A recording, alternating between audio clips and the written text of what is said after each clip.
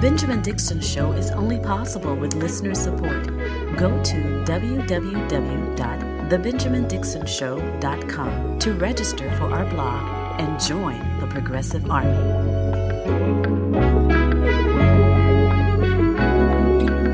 Today is Tuesday, July 11th, 2023. Thank you so much for joining me. Later in today's episode, I will be discussing a tweet from presidential candidate Cornell West, Professor Cornell West, who is running for president on the Green ticket, in which he said the following, quote, "Let us not be deceived.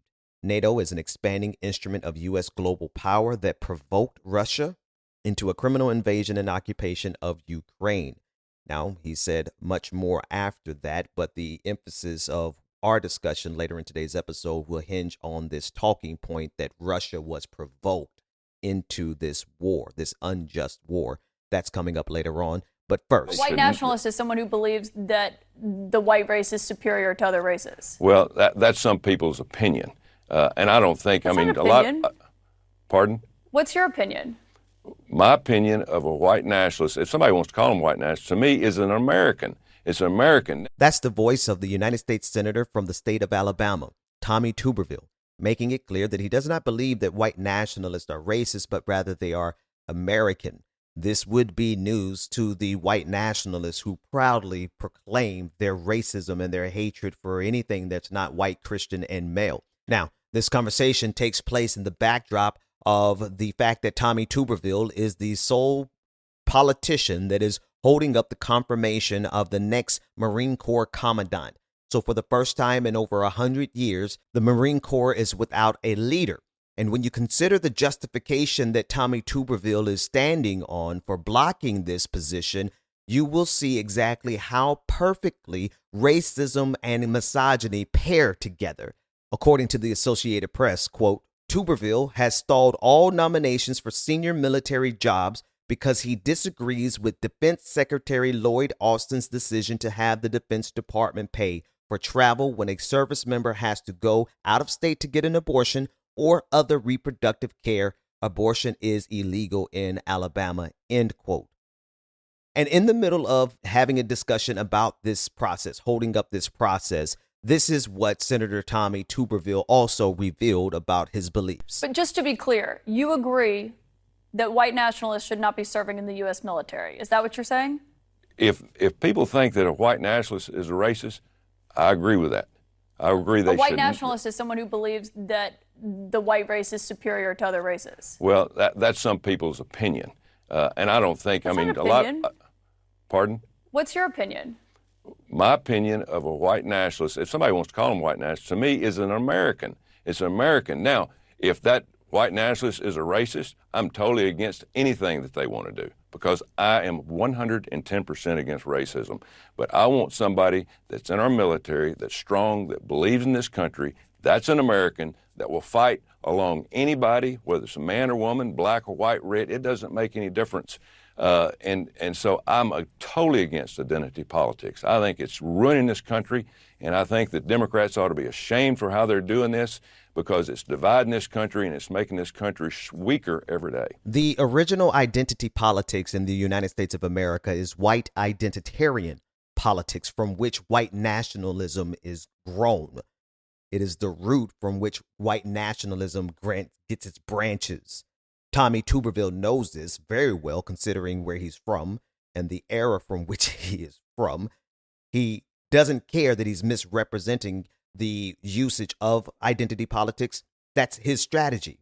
That's exactly what he intended on doing, taking the fact that he is trying to give cover to white nationalists and then blaming it on the Democratic Party as a way of rejecting identity politics. This is a masterful moment for white nationalism, because he has done exactly what his assignment. Tommy Tuberville did exactly what his assignment was. He knew his assignment.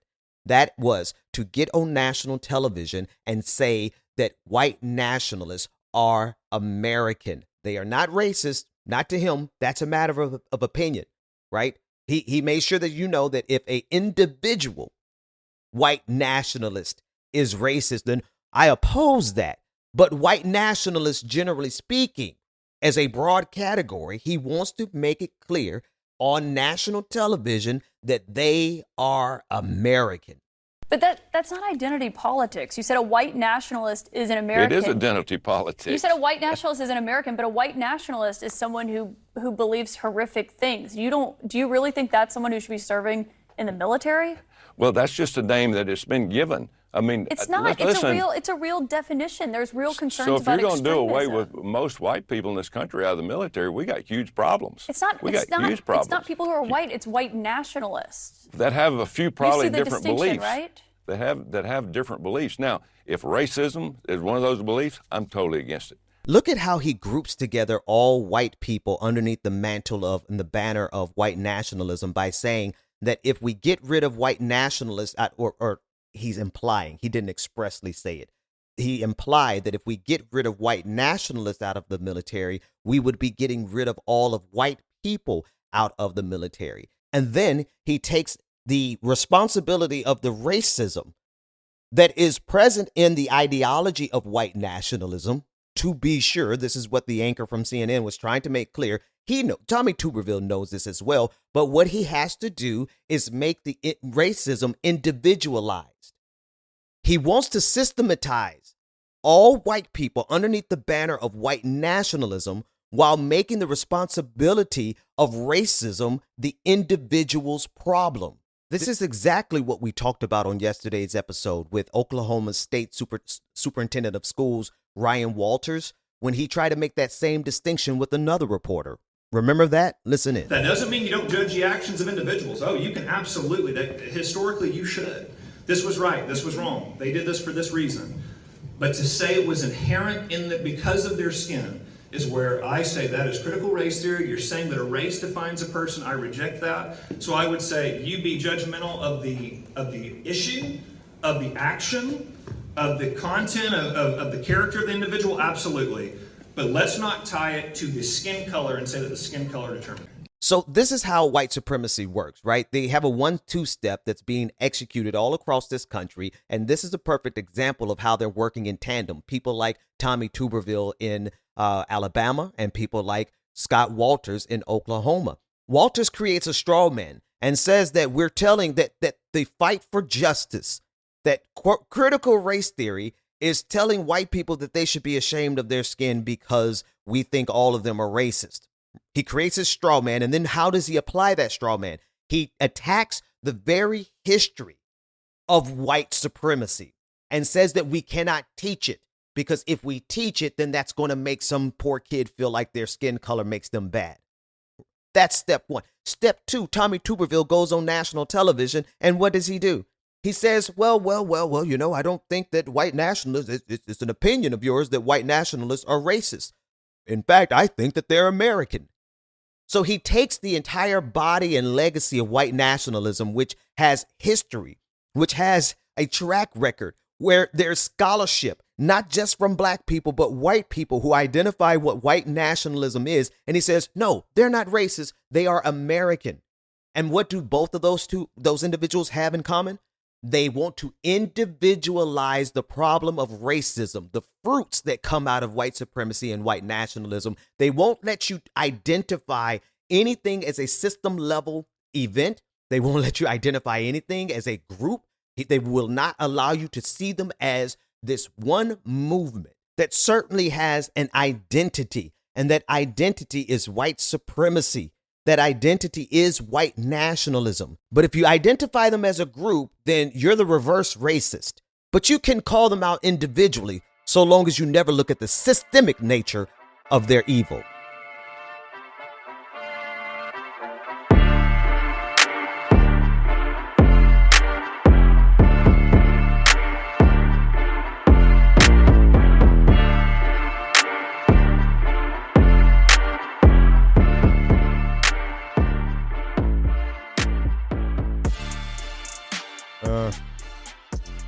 In the previous segment, I mentioned how well racism and misogyny, sexism pair together. I want to go a little bit further in that conversation by playing a clip from Michael Knowles of the Daily Wire. This is the same guy who said that transgenderism should be eradicated from the face of the planet. Listen to this diatribe that he gives around condoms, contraceptives. Folks, they were never going to stop at attacking the LGBTQIA community. They were not going to stop at revoking a woman's right to choose what she's going to do with her body. They're going for condoms. And I want you to listen to his justification so that on the other side, we can discuss exactly how deranged these men are. These men who want to control women's bodies. They have lost it. You go all the way back to the beginning of the sexual revolution, and you go all the way back to contraception. There were two cases, Eisenstadt and Griswold. First was Griswold in 1965. Then Eisenstadt comes around in 1972, the year before Roe v. Wade. And Griswold finds a right to condoms within a marriage. Where is that in the Constitution? I have no idea, but some libs on the court discovered that magically in 1965. But they said, but there is no right to condoms outside of marriage. Then 7 years later, the court discovers, oh, actually, there was more invisible ink in the Constitution, and actually there is a right to condoms outside of marriage. Okay, maybe you like condoms, maybe you don't like condoms. I don't know where you're going to find that in the Constitution. I think a lot of people are beginning to notice that the contraceptive mentality is the beginning of the pride mentality, because the contraceptive mentality divorces sex from the consequences of sex. It introduces a sterile sexual ethic, which is exactly what gave us the pride movement. There's no distinction here. If you can't read between the lines, the conclusion that one draws is that condoms are kind of gay. You heard that right. I'm not even going to take the bait of that last sentence, but I want to, unfortunately, I'm going to have to engage in the argument here because, well, this is what conservatives do. They present information as though they're rooting their arguments in that information, when in reality, it's just cover for their bigotry. He brings up the case of Griswold versus the state of Connecticut. I really want people to understand what that case, if you don't, some of you probably already do, but for those who don't know that case was involving the fact that the state of Connecticut had outlawed all contraceptives, including condoms. Now, it was such a ridiculous law that even the justice who dissented, Justice Potter Stewart, who dissented, said that the law in Connecticut at the time was an quote, uncommonly silly law. Now, the grounds for the decision was on a married couple's right to privacy, meaning that a state does not have the right to dictate what goes on in the bedroom of a married couple and how it goes on and whether or not they choose to use protection, contraceptives, whether or not they want to have sex without having children. That's literally the decision. And then that decision was applied outwards beyond marriages. Later on, that's what Michael Knowles was saying. He said, oh, now it's not even in marriage. Yeah, because two adults or however many consenting adults engaging in sexual activity at that moment, they have the right to not have a state government involved in their sexual activity. What could be more intrusive than a state or federal government that comes into your bedroom and says, you cannot wear a condom? That is, as Justice Potter, who dissented in Griswold, said, that is an uncommonly silly law. And this was from the dissent, the same side that Michael Knowles is arguing from. The justice who dissented in the Griswold case said that it was a stupid law, Michael Knowles. And how absurd is it for us to be in a place in this country where now they're using the justification of the hatred towards the LGBTQIA community, right? The hatred, the homophobia, the transphobia on this planet, in this country specifically, has given these monsters a free-for-all. They are running up the scoreboard. They are making a speed run through all of their bigoted ideas, and now they have arrived at the idea that you do not have the right to contraception. And it's not just a right to contraception, right? This is This is the lie. This is the sleight of hand. This is the misinformation and the propaganda work of Michael Knowles in this particular case. And it's not even his, right? This is not even his handiwork. He's just now catching up to some literature that's been around for a while. The justification against, or the claim, the argument against contraception has been here for a while. Michael Knowles is just catching up with it. But this is what they are doing. They are saying that, oh, there's no mention of condoms in the Constitution, but there is the mention of the Fourth Amendment. There is the right to privacy. And there is, every single one of us has the right to not have a state, local, or federal government intrude into the privacy of our homes, and most certainly the privacy of our bedrooms. I hope people can see. I hope that you can see how easily all of these bigotries pair together. It's not just racism, and it's not just misogyny. It's also homophobia and transphobia. All of these bigotries pair perfectly well together. I mean, they just go hand in hand like peas in a pod. Homophobia, racism, misogyny, Islamophobia, anti-Semitism. But the most disturbing thing about this is the fact that you will continue to have individual Black people, women, Muslims, Jewish people, gay people who side with these fascists for whatever their individual motivation is. But far too often, that motivation is another bigotry. You get some gay people who side with conservatives because, well, they're racist. You get some Black people who side with conservatives because, well, they can't get over their homophobia. Their pastor preached Sodom and Gomorrah just last Sunday. You know, you're going to have some Muslim people who side with these racists because of their homophobia. That's the part that's a little heartbreaking, but it's a sobering reality that when fascism comes to this country, it's not just going to be waving a flag and carrying a Bible. It's going to be diverse, because unless we get over our individual bigotries and then cross-pollinate our silos, like I said yesterday, that's actually not a really that's not really a direct way of saying it. If we don't work together, if we don't get out of our individual communities and work with each other, we are going to see these conservatives continue to run up the scoreboard against every bit of progress. And they're doing so good right now that they're ready to move against condoms. Because as Michael Knowles says, if you can't read between the lines, the conclusion that one draws is that condoms are kind of gay. Go to www.patreon.com/The BPD Show and get twice the content and unfiltered interviews without any of the commercial interruptions. Here we go. Very special welcome to our newest patron, Moonbeam Phillips. I love that name. Thank you so much for becoming a patron. This entire patron party is for you. Turn it up. Turn it up a little louder.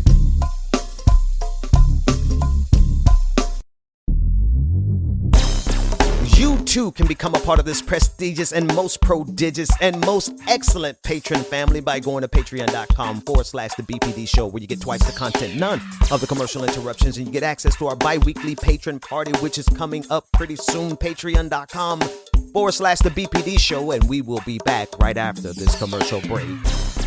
Unless, of course, you're a patron. Moonbeam. I love that name. Welcome back to The Benjamin Dixon Show. Visit us online at thebenjamindixonshow.com.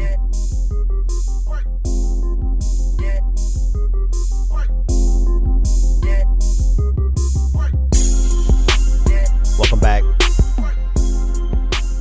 Welcome back. I need to now discuss this tweet from Professor Cornell West, who I hope I don't have to give this disclaimer all the time. I hope that people who listen to my show understand how much respect I have for the man.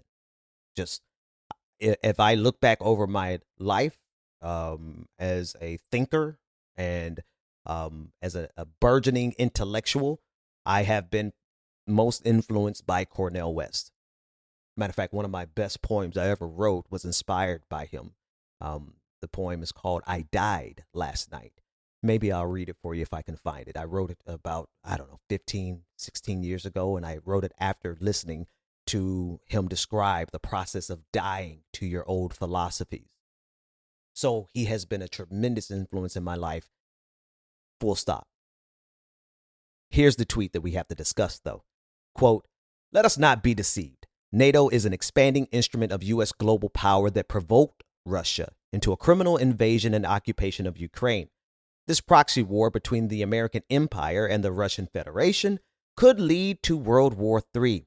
We must stop the war and war crimes, including cluster bombs used by all parties, and embark upon diplomatic talks that should lead to a just peace. The Democratic Party is a party of war and Wall Street targeting Russia and China. Let us save our democracy and world by dismantling U.S. militarism at home, as in cop cities," I agree with you there, "and abroad, as Martin Luther King Jr. painfully reminded us, #NATO, #cluster bombs." Now, this is obviously about the fact that the United States has decided to supply Ukraine with cluster munitions, cluster bombs, in their fight against Russia. Listen, I have a serious moral problem, a deeply rooted spiritual, visceral problem with victim blaming. And to me, giving Vladimir Putin cover and any justification other than his imperialist ambitions, because he has made it clear. It's funny, Dr. West, I love you, but you said in this tweet very specifically, and I know that you are a master communicator and you know you dot every I and cross every T in your understanding of the words that you choose. He chose to refer to the United States as the American Empire and then Russia as the Russian Federation. But the problem I have with that is not the fact that he calls America an empire. I call it an empire every day. I call it an empire at church. When I preach, I'm preaching about the American empire. It's the fact that Vladimir Putin, in the build up and the launch of this war, called his country the Russian Empire himself. He made that distinction. And so it's from his own words that I declare that this was a war of Russian imperialism, of Putin's imperialist ambitions, because he said it himself. That's number one. So then how can you, when you take into context Vladimir Putin's own words, turn around and say, oh, he was provoked. He just couldn't help himself. That, to me, it's the moral dilemma, the moral rage that I have against that idea, that talking point that has been propagated by Russian propaganda, by Vladimir Putin propagandists all over this country, particularly here in the United States. One, it's been used as a way to neutralize the anti-war movement that would oppose, a true anti-war movement would oppose every single war that had the aggressor. It would oppose the aggressor in every single war. It is to give Vladimir Putin coverage and say, oh, he was provoked by NATO. It is morally the same as victim blaming. To say someone who was assaulted in the streets, it's too bad they were assaulted, but that person who was the victimizer, that villain, they were provoked. That sexual abuser was provoked. That is the moral equivalent of saying that Vladimir Putin, who declared that Russia was an empire, he was provoked. It's also the same, if you want me to bring it back home, it's the same as the United States of America saying that there was weapons of mass destruction. We were provoked into going into Iraq and waging our illegal war. And see, the thing is, back in 2003, when they launched the war into Iraq, there was an anti-war movement with clarity here in the United States of America that could see who the aggressor was, who could see the bereftness of their justification, and we literally went to the streets. But now the anti-war movement is saying, oh, poor Vlad, he was provoked. Listen, again, this has nothing to do with the election that's upcoming. Not yet. Maybe later on in this rant, I'll tie it to it. But here to this point, all I am talking about is how completely and totally immoral it is to give Vladimir Putin's imperialist ambitions cover by saying that he was provoked. Thankfully, at least Dr. West said that his invasion into Ukraine was criminal. I mean, there's that. But if it is criminal, does not Ukraine have the right to defend itself at all costs? I need everyone to really just pause and ask yourself the question: if someone came into your house, are you going to hold back protecting your family, your community, your city? Where do we draw the line on self-defense? It would be different if Ukraine was the aggressor. Ukraine is defending itself. And that's the part that is the most triggering. Because how dare anyone suggest that a nation that is being invaded doesn't have the right to defend itself, doesn't have the right to use any means necessary to defend itself? That people seem to claim to care about the number of lives that are being lost to Ukraine, and they use that as a justification to say that Ukraine should surrender. What type of twisted sense of morality is that? What type of twisted, quote unquote, anti-war position is that? That the way to stop the death is to surrender to the person who's doing the killing? That is morally wrong. And I don't care. This has whatever you want to do in 2024, that's your business. But this is where I draw the line and say that this is wrong. It is wrong to suggest that the people who are defending their land, their homes to the death, that the thing that they should do instead is surrender to the murderer, surrender to the invaders, and specifically to surrender to the butcher of Bucha. The war crimes of Vladimir Putin have been documented in Ukraine already. His imperialist ambitions have been revealed by his own tongue. He said it himself. Listen, you can hate NATO, you can call out NATO, you can disagree with NATO, all the above. That's fine. And honestly, that in most cases is the right position to hold. But here is the occasion. This is what's so difficult for a lot of people. This is the occasion in which the United States and NATO are not wrong. They are not wrong in helping Ukraine defend itself against what Vladimir Putin himself said was an imperialist endeavor. And you may be wondering, why, Ben, why is this so important to you that you're going to, very softly and gently call out someone you admire like Cornell West? That's because this is the exact intersection where two important things have happened since the invasion, the buildup and the invasion of Ukraine. This is the exact justification that is being used purposefully by propagandists to promote Vladimir Putin's agenda. That's number one. But number two, this is where a lot of people who are well-meaning individuals who are really just trying to navigate and understand geopolitics and understand what our positions should be when it comes to imperialism and greater empires, the American empire versus Russia empire, et cetera, et cetera. This is where a lot of well-meaning people get lost. They get deceived sometimes, and oftentimes they just get confused because they're so used to the United States of America being the bad guy on the international stage that they just cannot handle the dissonance. They cannot handle the dissonance that, yeah, there are other bad people on the international stage. And this is one of the rare occasions where the United States of America is not the bad actor. I mean, it's a rare occasion that the United States is not the bad guy on the international stage. We can go down the list of every other engagement that makes the United States the culprit. Hell, the 4th of July episode, I talked about the fact that all of the crimes of the United States of America really suggest that America should be destroyed if you look at it from a moral arc of the universe perspective. So let's not get it twisted in terms of where I come from. But in this specific instance, it is the moral thing to do to side with the people who have been invaded. And this particular nuance has proven to be too much for a lot of my friends and former comrades who have instead said that their Their international relations shorthand is what they're going to go with, which is America bad. And so anything anyone else does that opposes America must be good. And that is a very dangerous shorthand that leads to a very immoral conclusion in this specific case of Ukraine. Patrons, stay tuned. Everyone else, we'll see you tomorrow.